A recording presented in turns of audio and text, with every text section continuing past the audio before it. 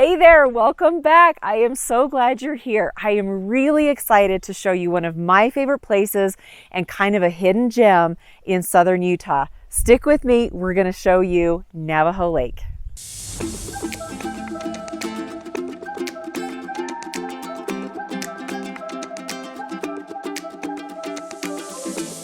Welcome back. Thanks for joining me again. I'm really excited you're here. I am at one of my very favorite places in southern Utah. I'm at Navajo Lake. I'm going to tell you everything you need to know. Before we do, remember to subscribe, hit that notification bell because we drop these videos every Thursday. So Navajo Lake is absolutely stunningly beautiful. It's one of the most incredible places in southern Utah. Navajo Lake, of course, is at the top of Cedar Mountain. It's about 40 minutes east of Cedar City, about 25 miles, and it's kind of headed toward Duck Creek. So Duck Creek is less than 10 miles from here if you keep heading down Highway 14. So to kind of give you an idea of the location. The pristine lake was originally known to the Paiute Indians as Pakue, meaning cloud lake. And if you look at it and you see the reflection in the clouds, you'll understand why. It's absolutely, absolutely beautiful. Early pioneer settlers in the area gave it its present name after a confrontation took place near the lake between some early settlers and traveling members of the Navajo tribe. Now it's called Navajo Lake. We're at about 8,000 feet right now. It is beautiful. It is nice and cool.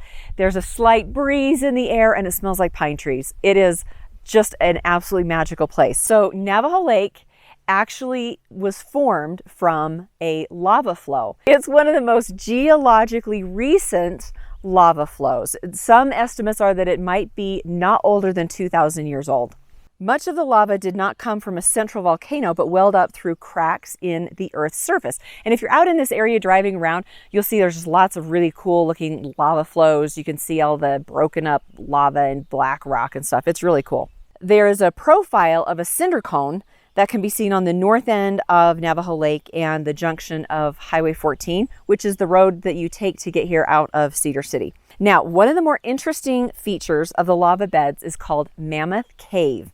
So this tunnel, or it's actually a lava tube, how cool is that, is safe to explore if proper care is taken. Safety first. Mammoth Cave is located about a quarter mile off the Mammoth Creek Road. And if you come up to this area, you can Google it or there's signs that will direct you. So let me tell you some of the cool stuff that you are going to find at Navajo Lake. You can go camping. This is all Forest Service land. So there's public camping. There's developed campgrounds where you can go tent camping. You can bring your RV. There's also, it's called Navajo Lake Lodge.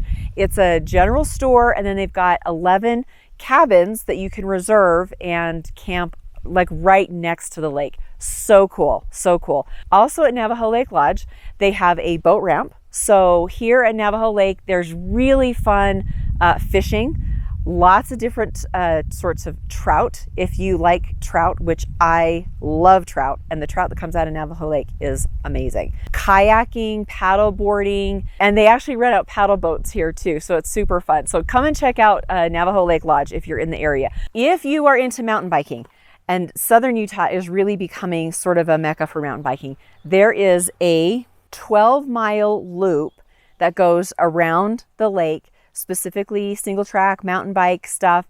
It is so cool, you guys. It is really, really fun. So if you are into mountain biking, put that on your list. You are going to love it. And there's also a hiking trail called the Virgin River Rim Trail. It is a 32-mile moderate trail. It's good for hiking, mountain biking, and you can take your horses on it. So if you want to trail your horses up here, you can take them on that 32-mile trail. Now the trail has several access points, so you can kind of go in and out. You don't have to do the whole 32 miles. You can do just a few miles here and there if you want to. So if you like hiking in the mountains, which I do, the Virgin River Rim Trail is definitely one to put on your list. One of my very favorite hikes, it's really easy and it's very accessible. So whether you are a hardcore hiker or whether you've got folks in your group who don't want to hike for, 5 or 6 miles, Cascade Falls is a really easy mile trail.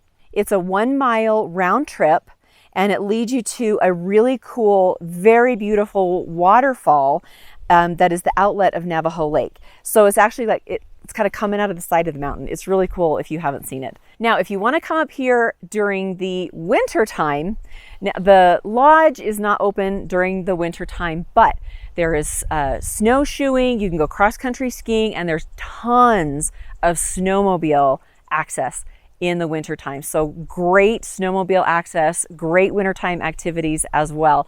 So wonderful place during the summer, amazing place during the winter. So Navajo Lake is actually only about 25-ish feet deep. It has a natural lava dam that helped form the lake. Now in recent times though, there's a man-made dike that goes across it. The water has been low, and so they put the dike in to kind of keep more of the water where people could recreate. And so the water is on this north side where you can still get in and launch your kayaks and your paddle boats and your paddleboards. So the lake has underground drainage through sinkholes in the lava that makes up the bed of the lake. Some of the water drains toward the Pacific Ocean via Cascade Falls and the Virgin River.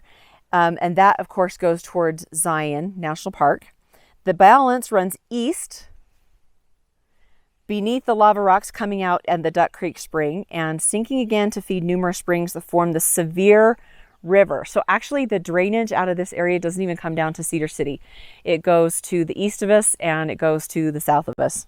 Thanks so much for joining me on this little tour of Navajo Lake. It's really one of my favorite places in the region. So if you're coming to southern Utah, put this on your list. It's beautiful, it's nice and cool. There's so much to do, so much outdoors to see and hear and smell. You're really gonna love it. Thanks again for joining me. I am Jennie Hendricks. We'll see you soon.